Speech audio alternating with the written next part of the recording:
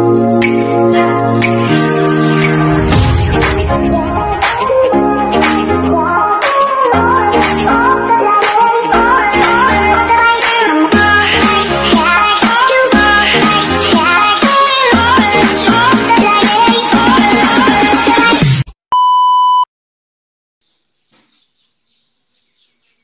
ayan mga katandem, muli tayo na may gagawin na naman at mayroong ginagawa na naman ng grass cutter,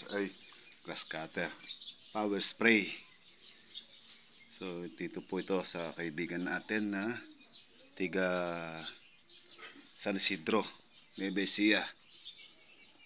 So hindi po doon nila mapaandar. So ngayon presita tayo at susubukan natin kung mapapaandar natin. Bali, binuksan na po natin kanina yung karburador at binagbag na rin natin. So, ang problema natin ngayon, ito, ayaw umakyat ang gusalina rito para magpondo itong pinaka tsupo ng tinatawag nila itong hose, itong pinaka ano. May butas niya, singaw. May singaw.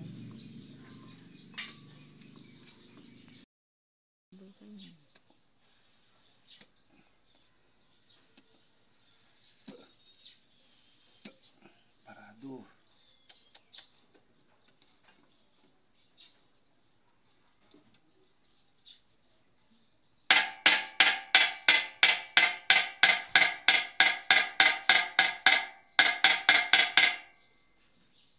Iwan mo ang pang tusok. Kasi karayom dyan. Oo mo nga. Tingnan mo, karayom. Oh, barado oh. Saan lalabas yun? Dito sa mga ulit oh. Nakapaklong. Paano mo ano yun? Ha? Nakapaklong. Dito lalabas.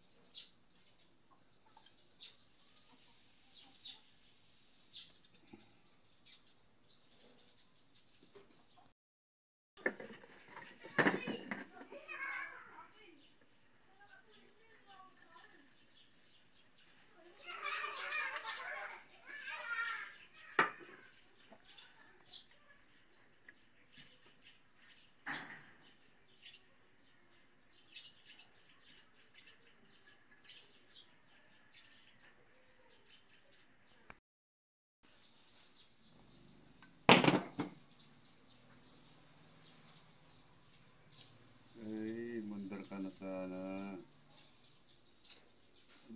Walang dahilan pag hindi ka pa umandar.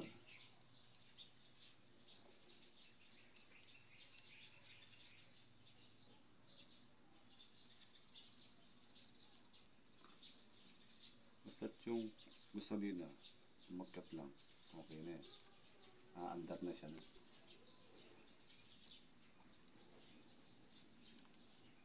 Masama, umakyat gasolina, walang kuryente.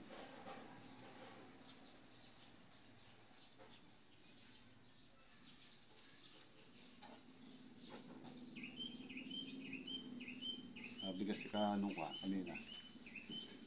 Pinaandar daw nila dyan. Kung wala tayo. Pag pinasalubong wala, pag nilagay ng gasolina rito, doon lang maandar. Ibig sabihin, yung pinakbas ko na yun ang parado. Dahil yung gasolina rito, ayaw makyat.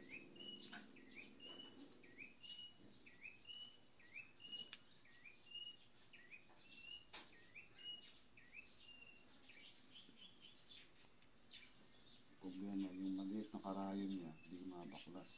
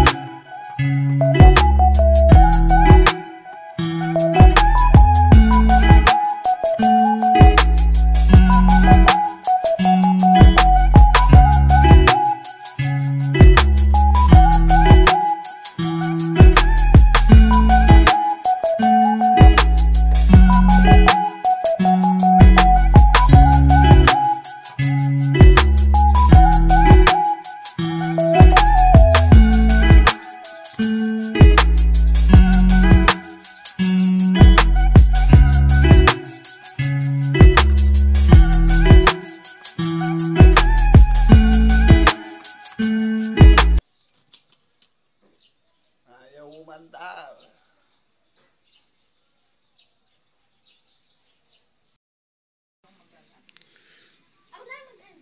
So ayan mga katandem, napaandar na po natin yung power spray ng isang kaibigan natin at tiga Nevesia. So bali ito po yung naging diferensya niya. So ito po sira na siya at yung nga po sa dahilan na butas po siya at hindi na po siya ubrang gamitin. So pinalitan po natin dito kanina yung sa mismong carburetor po niya ito. Yan. So bali ayan po, ito po medyo marumi na ito yung nilagay natin. So ayan, paririn natin sa inyo mga tandem na siya ay umaandar na. You know?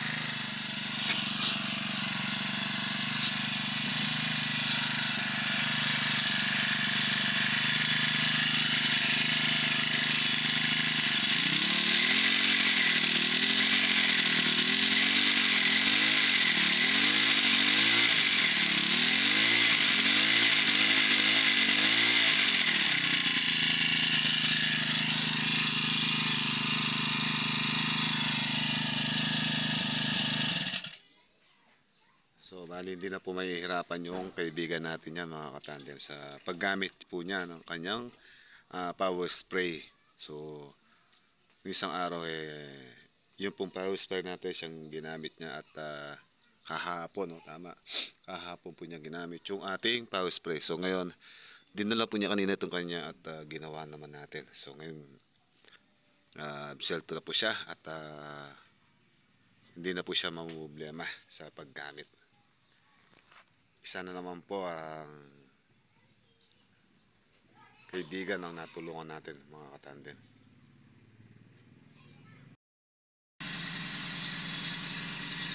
So ayan mga katandem, bali ito nga po pala hindi natin sinuli kahapon at ginabi na tayo sa paggawa. So ngayon po double check natin bago natin isole sa mismo may-ari sa kaibigan natin. So ayan, tuloy-tuloy pa rin yung andar niya. Okay na siya.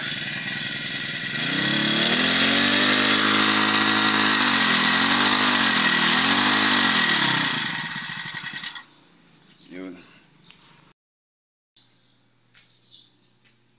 So ayan po mga katandem, muli na po tayo nakabuo ng isang power spray at isa na naman po ang kaibigan natin na natulungan natin na mapaandar yung kanyang mga gamit para po sa kanyang gulayan. So muli po mga tandem, hanggang dito muna po yung ating napakasimpleng video and muli po, God bless po sa inyo lahat. Maraming salamat po muli sa inyo mga tandem.